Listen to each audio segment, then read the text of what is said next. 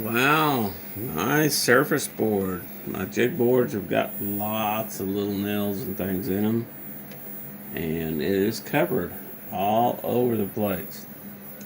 So I'm gonna run a 3/4 inch or about a 2 inch planing bit over it, clean them all off of there, make that as smooth as a baby sign in, and maybe get rid of that little laser burn right there. I don't know, but we'll clean that up, see what it looks like. But I'll bet there's close to 300 or 400 pin nails in there, and it took me quite a bit of work to get that up off of there, get that other piece of 1/4 inch plywood off of there. They were held down with them pin nails. I think it wasn't going anywhere. So there we go. Let's get her cleaned up. All right, I have a little uh, thumb drive that I keep and has CNC tools on it. It has a flattening the baseboard on it. Has jig, just some of the keyhole slots, and just got a few of the things that I have on there to that, in case I'm out here and I'm not really programming anything. I just need something to clean up. So I'm going to run that and flatten that board, and we'll get her going here.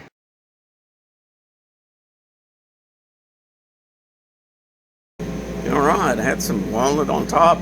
Everything else is buried. So I decided to make these out of walnut. So basically took the boards and I cut out a bunch of the stuff that's rotten and stuff. So I'm going to use this as gluing up my blanks. And then this is some of the cut-offs from that was empty this morning when I first started. So there we go. Got my jig board flattened off so it's nice and flat and smooth, so it's nice and level. I'll put a piece of 1/4 inch on top of that, and that'll be my new jig board, or my spool board. These are my jig boards. So there we are. I've got to get busy gluing some stuff up now.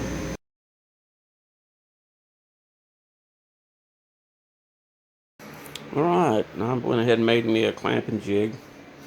This is for bar clamps. I got some plastic ones and they hold them, but I'm just needing something that's a little different. Anyway, this is just some one before that I cut down to the right height so that the feet sit on the table, and it makes a nice deal. You can put them in there to prop it up in the middle if you want to, or you can take these two down right here and put it up. But anyway, all the holes are at the same spots, so if you start at the end and come up, it'll hold itself together, and that kind of thing. So I'll use this one for the next batch over here. Anyway, I got these all cut in. I did rip open some maple and set it up for carving, and we'll get this all in there to do the thing. So I'm getting ready to glue it up.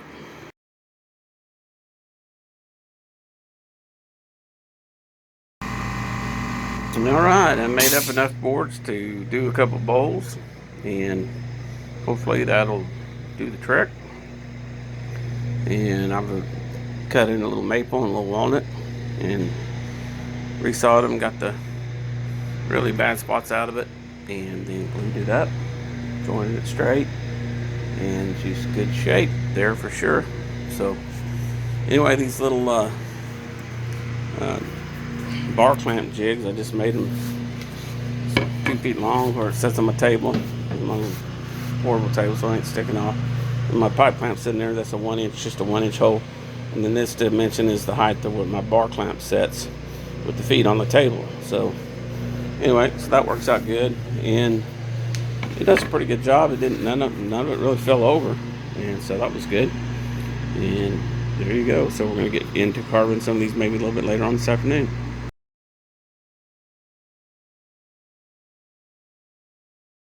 Alright, I really only needed 5, and I've got 16. So I have some spares if I want to. They're all been machined down to 6 by 12 inches, and I'm getting ready to put the CNC wasteboard in. This is a piece of just Luan. It's like what is it? $18, $14, $15 a sheet. I got buy it at Menards because it's cheaper than Lowe's by a couple bucks. Anyway, I cut them into 4 foot by 4 foot sheets, and I use it for a lot of my jigs and some of my soil board or waste board. And I just got through milling the top of this in my, I've already videoed it, and you can see down there in the end where I put a bunch of nails. Them are little pin nails, and they shoot a 23 gauge pin nail. And guys, if you ain't using this in your CNC for a hold down, you're missing out. This thing is wonderful. It shoots 1/2 inch up to 1 3/8 inch pin nails, and they're 23 gauge. And that router bit, when it doesn't even care what it hits. On those, it just doesn't. It's not consequential. So anyway, haven't had any issues with that at all. And this was a 3/4 inch piece. Now it's down to almost 5/8. So I've milled it a couple times to get the stuff off of it.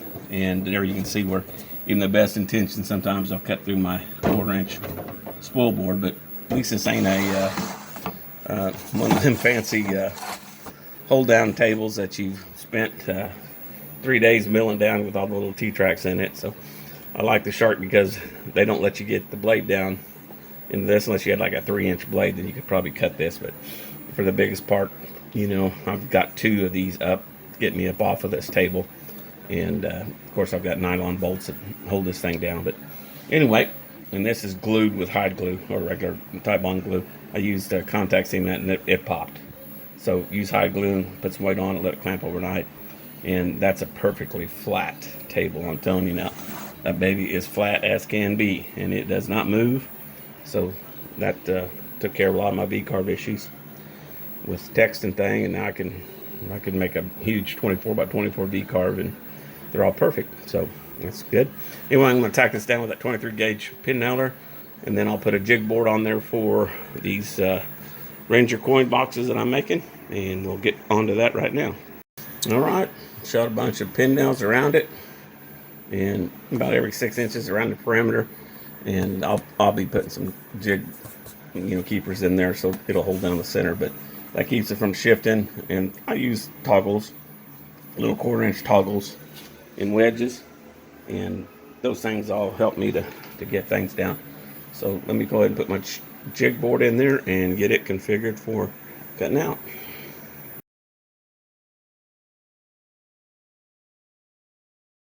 A lot of my jig boards, I try and use some of the little bit better plywood. This is underlayment, floor underlayment. It's got the X's for that.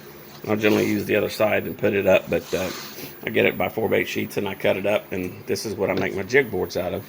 And I have a whole bunch of them back there in the corner of different connections and different sizes. And the 1/4 inch Luan is not quite as hardy as this is. This is a birch. It's a little hardier. It will warp, but anyway, the cheapo $14 sheets is for cutting into, and then the $18 sheets, and I think they might be a little more expensive than that.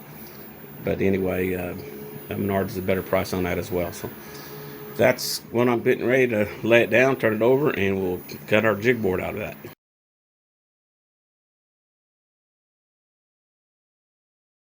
All right, well, that was cutting these out and pulling them out, and I've got a nice little finger thing in here for that. Cut down into my new spool board just a hair. That's why I've got that for. Put that over into the scrap. While I was doing that, I was over at the table saw, and I was putting this in the edges of the boards. And that's my hold down. And I'll just take a brass washer and a brass screw and stick it in that. Put that into this little guy right here. And get it centered. And then put my items in there. And I've made this one just a little bit bigger than what it needs to be. But I'll basically put a shim stick in there. And then use the washers to hold it in place, so it isn't that big of a deal. Also, something else that I do from time to time, and that is I'll put door shims in there along the edges. If it's enough of a gap, I'll use a door shim in there and shim it up tight and go with that. So, but I use popsicle sticks, and I've got a whole plethora of popsicle sticks that I use. I've got big boxes of them. And I use them as little shims, and I'll put them on both sides and put the screws in there and and then I'll get to kind of hang forward, and then I'll do it that way. So I'm going to go ahead and get that done and put some brass screws in here and see what happens here.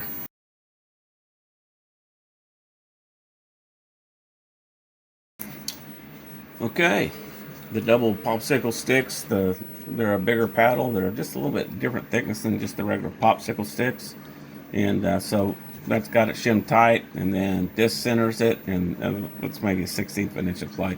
Then I put in my brass washer with a brass screw pre-drill on my holes, of course, and I'm going to go around the back side and lift the enclosure up, flip it around, just take that thing down, turn it around, come over to the other end, lift it up, and put the anchors in the other side. I don't know what these guys do to have these solid wood anchors and try and get in there and put these on there. I can pull this foam box off here in no time flat, for 2 minutes, and it's to have it off and back on. So anyway, let me get that done.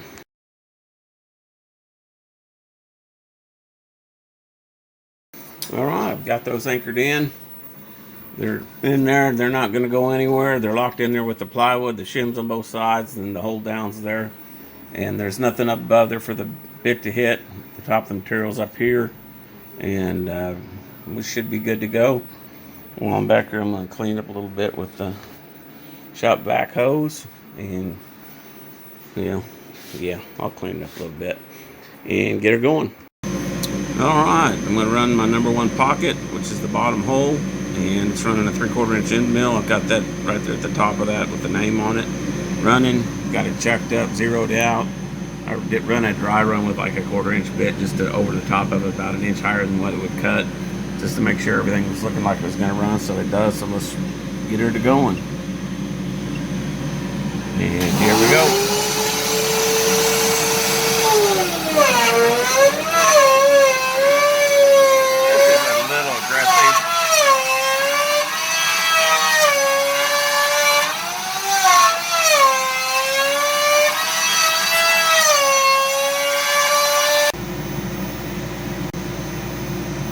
Alright, it was busy.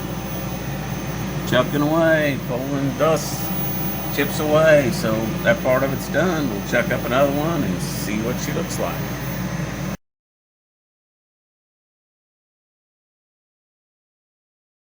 I always think that cutting of those pockets is a little bit rough, but you know what? It doesn't burn it excessively. I've tried slowing it down and it would burn it. Of course, I've got the cheapo Harbor Freight router bits that I'm plunging down there and there with, so it's not the sharpest one, but it does it pretty quick. Did it in 4 minutes and 42 seconds, so that burnt that out. And I'm going to put the 1/4 inch end mill in there and let it cut its grooves, and of course it slows it down a bunch when I get ready to do that. So let me get that checked up and get her going. All right, I've got the 1/4 inch end mill checked up. I haven't had to change my zero at all. Let me go ahead and load up my USB, which is the pocket bottom hole, 3 drills, pocket inner lip, and it'll be that number 4. I need to clean that one file off of there. That's a 1/4 inch end mill. Let's go down, and 1/4 inch end mill next. Okay. And start. Alright, 1/4 inch end mill going down. This is still tab number 4. I've got to remove one off of that thumb drive on that, but it'll go around there and cut this out. This one I'm definitely slowing down. This is the inner grooves. I've got doing some ramping, which slows it down quite a bit, but you know, hey.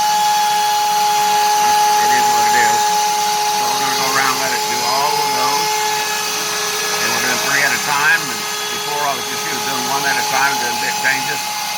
So this allowed me to cut all these and prep them, get them ready to go. Then I'll turn them all over to the emblems, and then I'll put the main deal for just the decarbon of the names in that one spot. Probably put a toggle in there to hold it down, because you know, just some slight de-grooving. And there we go.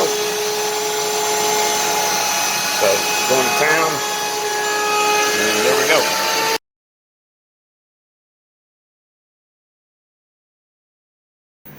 All right, that took 17 minutes. Go for the 3 to get cut out. I'm gonna run the V-bit around there and it'll clean all these up and make them a lot prettier looking. So let me get the V-bit checked up and let it run. All right, we're gonna clean up the edges, run the 7B, and this is a V-bit. Got it checked up, zeroed in. It's gonna go around there and clean up all those edges.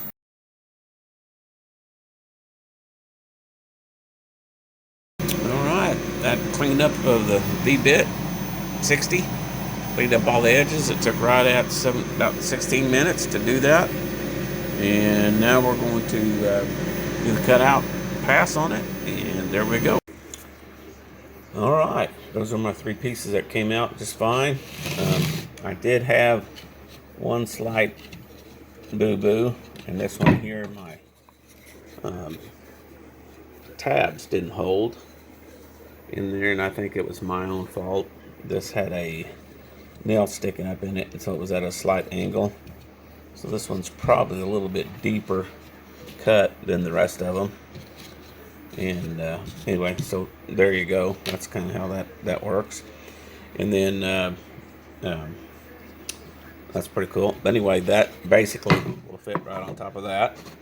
Sits right on top of there, and of course it lines up with with the material in it, and it or not, it doesn't really matter. But anyway, it just needs to be having a little sanding done on it, and the edges be rounded over with a router, and then it'll be engraved. So this one here, I've got another jig that I've got that'll clamp around that and hold it for that. So, but these are still intact with their tabs, and they're going to get a little bit of light engraving and that kind of thing. So it might be a good idea for me to increase the thickness of those tabs just a hair, just so that it doesn't give out. So yeah, they're about 1/8 of an inch. So when everything's done right, they do pretty good. I have had some problems with them breaking out, but anyway, so there we go. And let's get the next batch in here. I've got them configured, ready to go. They're down in there, and as you can see, these brass washers, you get them off the internet. They're like 10 for $12. And then I use, of course, the brass screws, like from the big box store. And that way, if they do get hit, as you can see, even with the low clearance of what I have here, that bit still comes in contact with some stuff. And you can see I've saved these 3 to remind me that even when I think I'm good, sometimes it just happens like that. So I'll use them for a while. So I've got a bunch more of those, probably 24 of them. And anyway, so but those saved bits, the brass saves the bits. And I'm getting ready to run this planer bit and cut this hole. It's really aggressive, and I've waited till 8 in the morning so I don't make a whole lot of noise. And we're going to fire that up and get her going. All right, I have changed the pockets to like 3 tool pass and combine them all, so makes it easier, and we're going to let them run. Well, I thought I was making quite a bit of racket, and for some reason my Z seems to have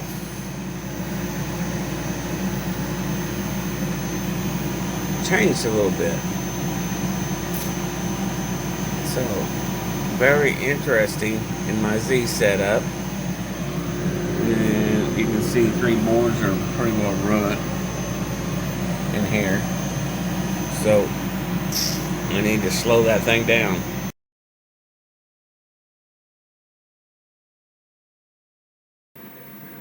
Well, the sad but good thing is that bit had slipped in the collet. And my collets, after 4 years, I've had to throw a couple of them away.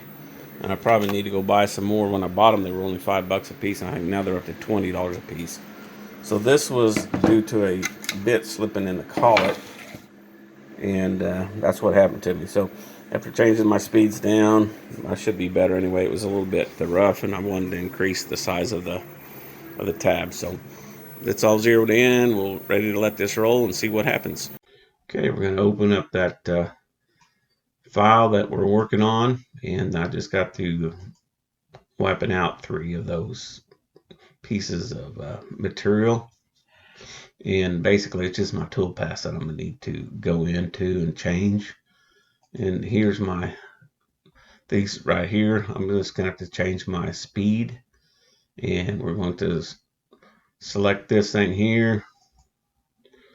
And we're going to select it. And go over here. We're going to change the speed of this tool. So let's see what we got here. 3/4 end mill, variables, their diameter, inches. Okay, let's close that and go in here to edit. And we're going to change this feed rate and take it down to about 60 inches a minute. Okay, and that'll click OK. And we're going to calculate that. Say close. And then we're going to go down here to this one. And we're going to edit the speed rate on this one and change it to 60 inches a minute. Okay, we'll calculate that. Let me go back up here and pin that so that's not disappearing on me. Click calculate and close. And then we're going to combine both of these to a toolpath, and we're going to go up here, click our set, and we're going to Z gap above the material. At the Z gap, we're going to go about 1/2 inch instead of a 1/4 inch. We'll go 1/2 inch and click OK. It says recalculate all of them. Yes, we're going to recalculate all of those, and go down here and recheck this thing now. Okay, so we're going to save those 2 guys right there. I'm going to save those visible toolpaths. I'm going to save that to that thumb drive, which is there, and that's going to be the 1 pocket. So we're going to click save, say yes, we're going to replace that. Then we go down here and do all of the end mills, which is that one there. Everything that shows end mill on here, I'm going to go ahead and have it do that. And those, you know what, I think I'm going to go ahead and do this cutout. I'm going to change that for a second. Let's go in here and edit these tabs here just a little bit, make them just a hair thicker. And on our tabs and thickness, I've got them down to let's just go 0.2. And then that'll almost be a 1/4 inch, so that will calculate. Yeah, I got to sand a little bit, but that's all right. Okay. And so we're going to do that one, click close, and we're going to do this one here and set that to 0.2 as well.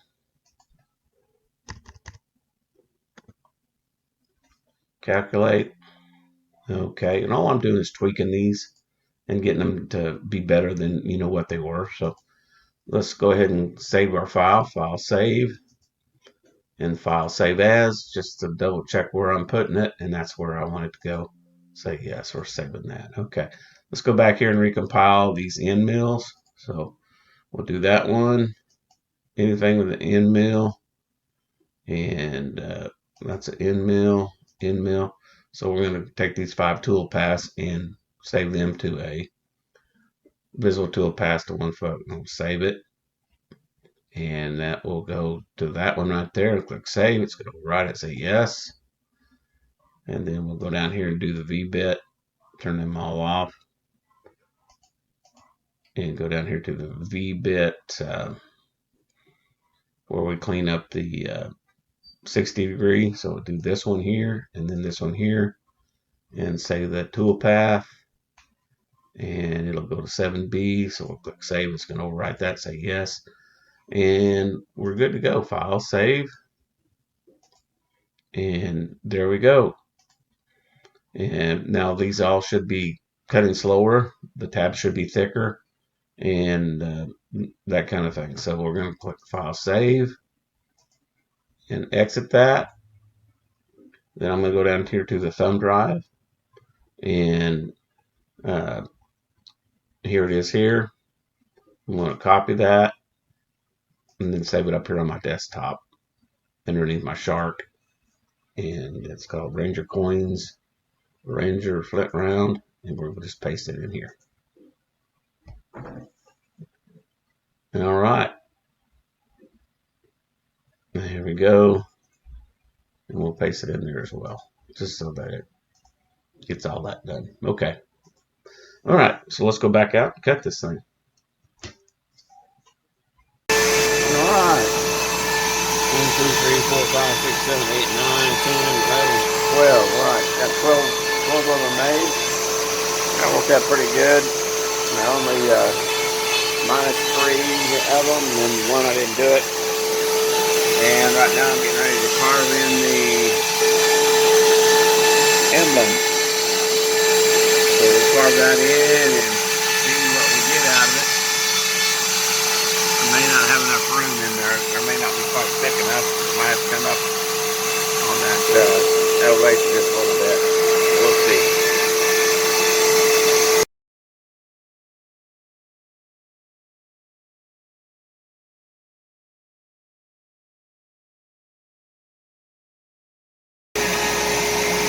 Well, that's 4 down.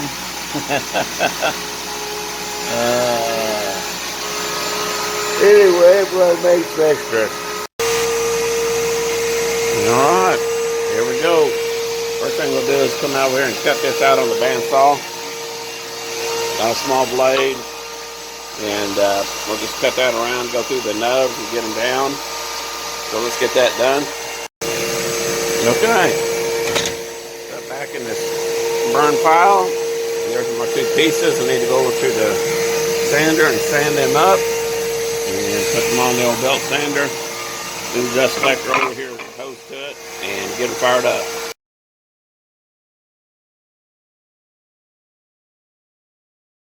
And they clean up pretty nice when get them sanded up. These are going to young boys, 15, 16 years of age and younger. So I figure that they're going to beat them up a little bit. But anyway, just a light sanding, a quick sanding. This is the one that had broke out of it. I just made that up. My wife wanted me to laser something in on it, so I'll do that. I got one more that I've got to get done. And then I'll probably try and repair a couple of these. And that leaves me to do 4 more, maybe next year. And we'll just see how this all goes.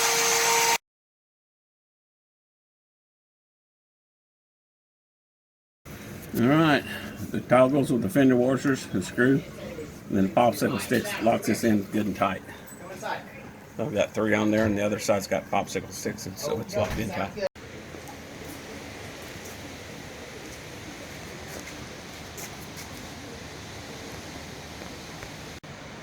Okay, they're coming out really nice. Just put on the first coat on the outsides of them. It's a nice wet coat. This is just the spray enamel. And there we go, coming around. Here we are. So they came out pretty good. 5 of those. So looking good. We'll put another coat on them, and then they'll be good to go.